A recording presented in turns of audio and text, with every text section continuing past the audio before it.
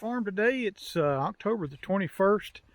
The breezes are really gusty up here at the moment, and we've had some clear and sunshine days, and I think everybody that was going to make hay for the most part, whatever they were going to try to get for the year, they got this past week. I want to wait, as I've mentioned before, on some frosts, and maybe I'll regret it. I don't know, but I just felt like, you know, waiting on the frost is going to help my stand life, but also, you know, if it's clear and sunny and knocking up around 70 degrees, maybe I'm going to get a little more growth in here. So if I do come in to cut it, I can do so and realize more bales and more revenue. Been on my day job all day today, and a little late getting away from it. I had kind of work over just a little bit, and then I had to make a stop before I came up here to the farm. So the sun's gone down over the hill up there, and it'll be dark soon.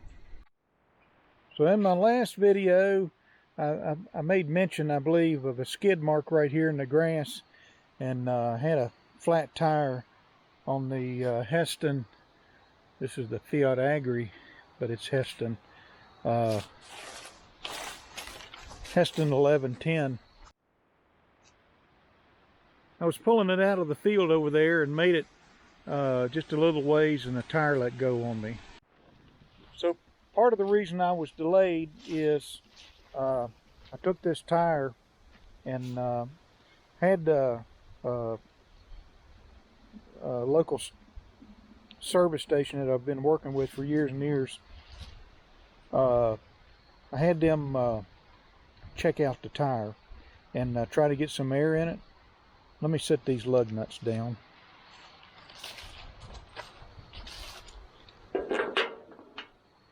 Right there's the spindle. But the tire went flat just like that, as evidenced by that skid mark. I mean, it went down, whatever happened, it went down fast. And when it did, just rolling right over there, it knocked the wheel off of the rim. And I couldn't get the wheel to come up to the rim. And I know there's a bunch of tricks to do that.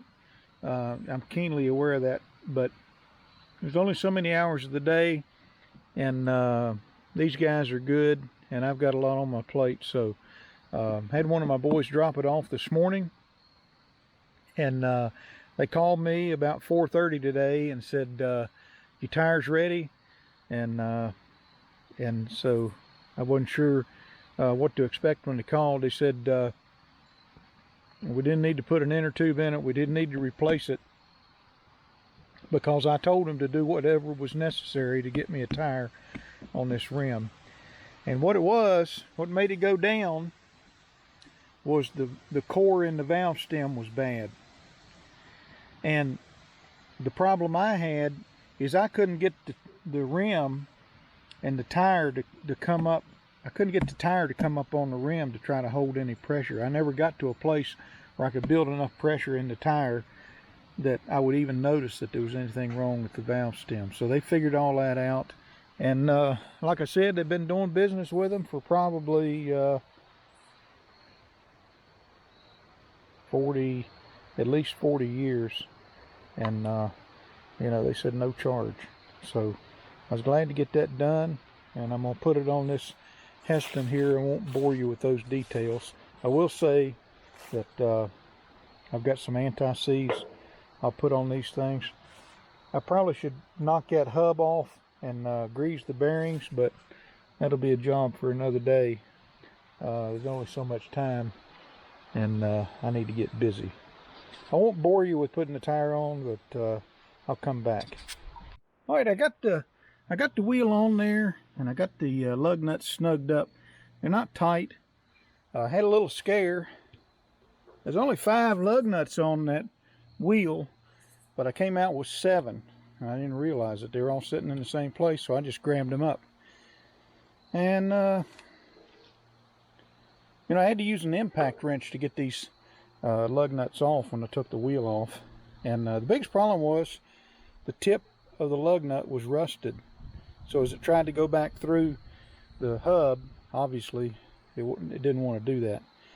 But I greased them up and PB blaster and all that, and I got them out. But when I went to put these back, I didn't realize I had too many lug nuts, and so I had one of these things in, and then I went to put the second one in, this one or that one, and it just went right through the hole. And I was like, dang on, I must have stripped the threads out like majorly. And what it was, these go to one of my hay wagon frames, and but I got all 5 on there, and like I say, I got them snugged up. I'm gonna let this thing down and kind of see what we got. All right, so I got the high lift jack off. It's sitting over there, and got the cinder block out from under it, and I think we're ready to go. I need to tighten these down. I'll do that another day. The biggest thing I wanted was be able to get this, I mean, when you got a flat tire on a Hesston like this, I mean, you don't pull it anywhere. It just, it's so heavy. That thing right there digs in the ground like a plow. And it's just not a good idea to give it a yank. So I got the wheel on it, and I'll check the pressure on it, make sure that's good, and I'll check the one on that side. You know, this was a job where I had to climb down in here and get on the ground, and it requires, and if you work on equipment, you know what I'm talking about. Sometimes you just got to take your hat off and your glasses off and take your wallet out so you can crawl around without a lot of interference from the accessories that you carry around with you. But again, this has been an excellent hay cutter on this farm, and I'd like to kind of get it going. I may or may not use it if we cut some second cut hay, but I wanted to give it some attention, and so I've got it over here, and it's sitting on my John Deere 5055D. These tires are probably original equipment, and they're dry rotted real bad, and you know, depending on how things shake out over here in the next couple of years, I may wind up selling this thing, but I might keep it, and if I do, I'll put some decent tires on it. So anyway, that's kind of the video. Got wheels that hold air and turn. I talk about no flat tires.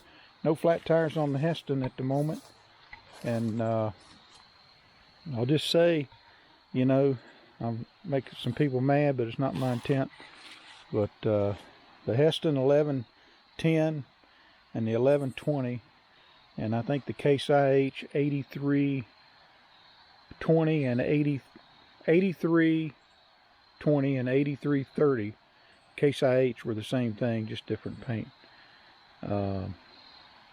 This is a hay-bind New Holland should have made compared to even the legendary 488 and 472. So I'll just let it stop right there, and I'll come back with a video on this hay-bind once I get it going. But I had my tire ready, and I just thought I'd make a quick run up here and put it on. Need to torque the lugs down, and I need to get it all greased up and put the PTO on, and maybe a few other things, and just see what I got. It's been a few years since we've used it, so it's time to get it out and give it a run. So again, appreciate you watching, and no flat tires on the Hesston.